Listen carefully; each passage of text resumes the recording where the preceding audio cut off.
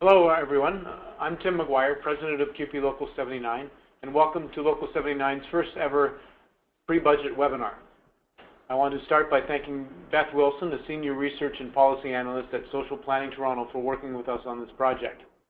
Over the years, Local 79 has had a number of occasions to work with Social Planning Toronto on various issues that affect our members and Toronto's communities. Tonight's session will be focusing on the divisions that belong to the city's Cluster B. As you can see, a list of divisions on the slide. I'll talk more specifically about what we can expect from the budget as it relates to your divisions. Overall, the budget is a status quo budget with a few enhancements, including a general commitment to reduce the number of gapped positions, which are positions that are funded but not filled. Local 79 can take some credit for the role we have played in pushing for a budget that promises to fill these vacancies. Local 79 was among the first to point out that in division after division, budget targets were being met through gapping and staff vacancies. We were certainly the most vocal organization driving home the point that staff vacancies mean service cuts. I deputed at every standing committee of council, and then the media picked up the theme and councillors began to recognize that the damage that vacancies do to services that you provide in communities in their wards. The budget and its promise to fill vacancies reflects in part our push to make gapping an issue. That being said, there are areas where council should be investing more, and we will return to this later. We need to keep up the pressure, and we will send you an email after this webinar with some suggestions on how you can help. For now, I'll turn it over to Beth Wilson, who will give an overview of the budget as a whole before I talk more specifically about staffing levels, gapping, and the need to ensure vacancies get posted. At the end, we will have some time for questions and answers from you. Thanks, Tim, and thanks for inviting me today. I'm glad to join you. I'm going to walk us through a few slides that give a sense of the overall budget. First, why is the budget important? And as city workers, I think you know the importance of the public services that you provide to people every day and how those services shape the quality of life of Toronto. Our public services are deeply valued, and the city budget is the place where it's really where the rubber hits the road, where council decides what the priorities are going to be and how we're going to allocate our public funds. The city budget process is a participatory process, and I want to really encourage you to get involved in the budget. And we'll talk a bit about that a little later.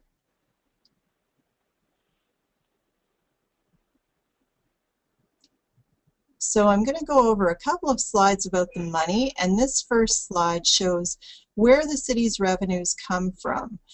Sometimes we think about the city budget as mostly about property taxes, but it's actually just 39% of the revenues for the budget.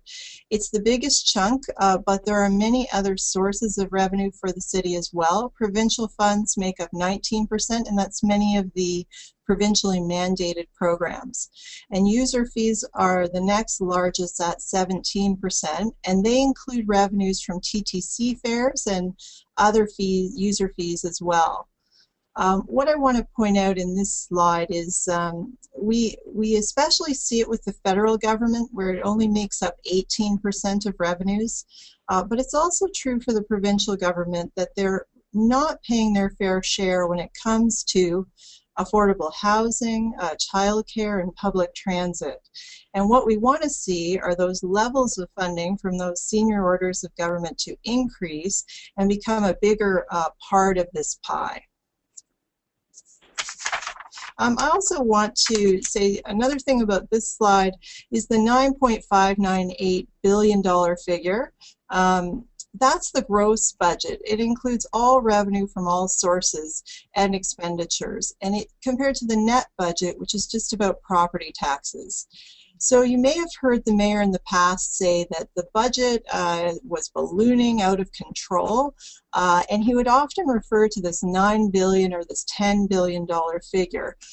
The important thing to know is that actually what we want is federal and provincial government to pay their fair share, to make a bigger investment. And if they did that, our gross budget would actually get bigger. And that would be a very good thing, because it would be coming from federal and provincial government, and it would have no effect on property taxes. So it's important to know that when we're talking about the gross budget, it could get bigger, and that could be a very positive thing. I'll talk about net budget in a moment. This graph shows where the money goes, and I'm not going to spend a lot of time on it, but just to give you a sense, and I'm sure you know, because of all the services that you provide, the city funding goes to a variety of services, and some of the largest ones, you know, if we lost that graph, some of the largest ones are TTC, Toronto Employment and Social Services, and Police.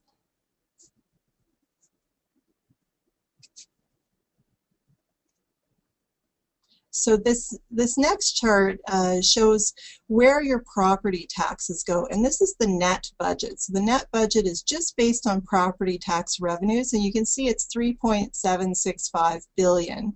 And the top place where funds go, or police, you can see that top bar there, followed by TTC, debt charges, fire services, parks, forestry and rec, transportation services, basically roads, and shelter support and housing. And together, those top categories make up 70% of revenues from property taxes.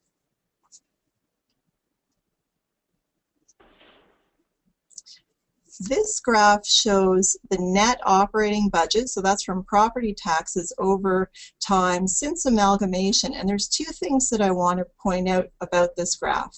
Essentially what you see is most years this slight modest increase in the net operating budget over time, basically around the rate of inflation. So you don't see this kind of rampant overspending or huge property taxes increases here. Not seeing that in this graph. And the other thing to point out is if you look at the end of the graph, 2011 to 2013, during the current term of council under Mayor Ford, the net operating budget actually went up each year, as it had in the past under other administrations.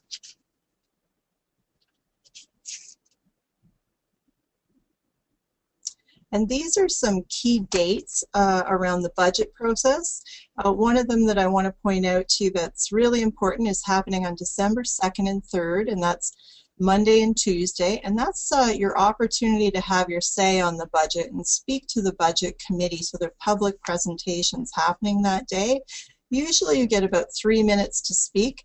And it's really important for the budget committee to hear from the community, to hear what services are important, and that we need to make investment in our public services. So I would just encourage people to sign up to CUPE before the budget committee.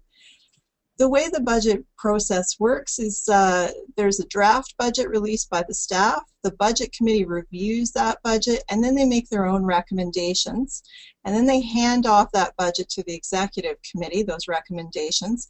The executive committee meets on January 22nd. They'll make their own recommendations on the budget, and City Council will make final decisions. So the final decisions on the budget don't happen until January 29th and 30th, so the end of January. And until then, changes are possible within the budget. And this last slide or two, I really wanted to address a couple of myths, some myths that you might have heard. So you may have heard Mayor Ford saying that he saved the city $1 billion. And it's a very compelling statement, $1 billion. And if you repeat it enough times, it starts to sound true. But the numbers just don't add up. It's a bit of creative accounting. The Toronto Star, Metro News, The Grid, and the Globe and Mail have all had a good look at these numbers and agree that they don't add up. This slide shows some of the analysis talking about what's wrong with the claim. So just one or 2 points. The calculation doesn't include what are increased costs to residents like TTC, fares, or other kinds of user fees. They're not part of that calculation. It does count things like the elimination of the vehicle registration tax as a savings, but in fact it was a loss of revenue for the city, and then they had to make up that lost revenue in other ways through other taxes and fees. And as well, some of the savings that they report on have been overestimated, the extent of the savings. So that's an issue as well.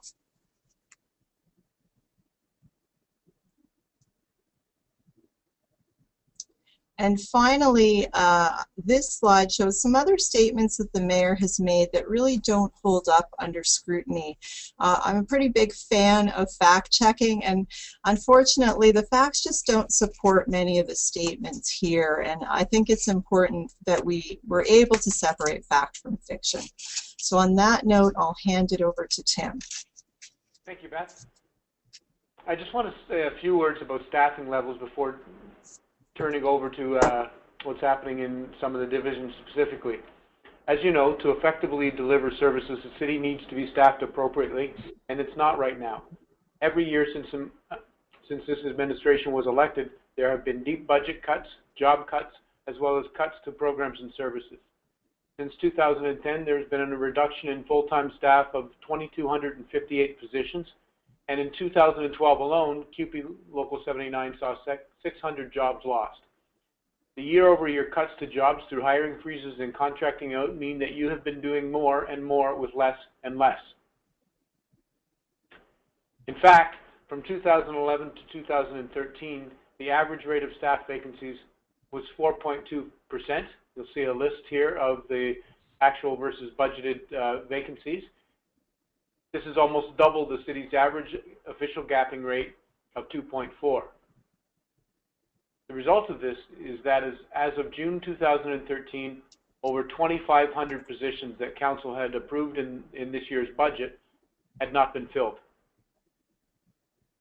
In September, Local 79 exposed the year-in, year-out vacancy levels and the impact these vacancies are having on services at the service level reviews of all divisions and the Board of Health.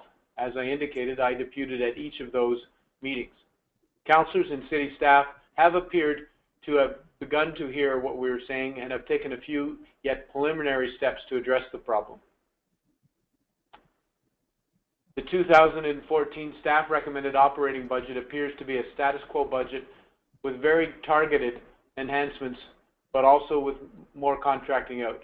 In many divisions, flatline budgets mean cut in services because of inflationary pressures.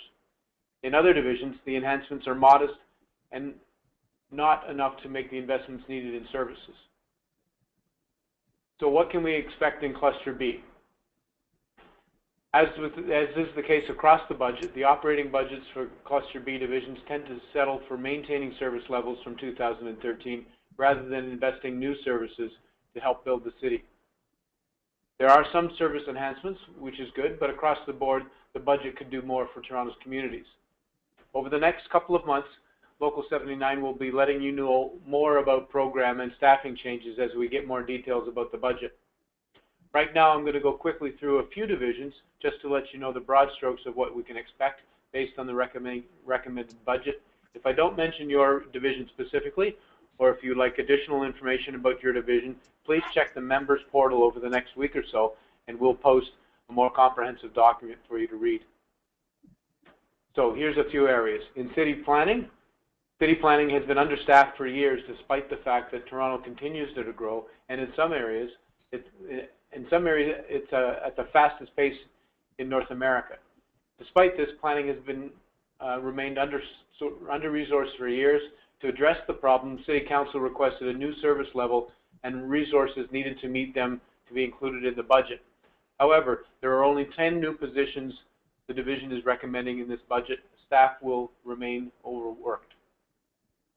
In MLS, Municipal Licensing Standards, during the service level review in September, Local 79 highlighted the chronic understaffing in MLS, and councillors from wards across the city complained about staffing shortages. Even some councillors that aren't normally as positive about public service and adding positions recognize the urgent need for hiring in MLS. It's telling that MLS provides assurances that hiring will happen, but no actual numbers.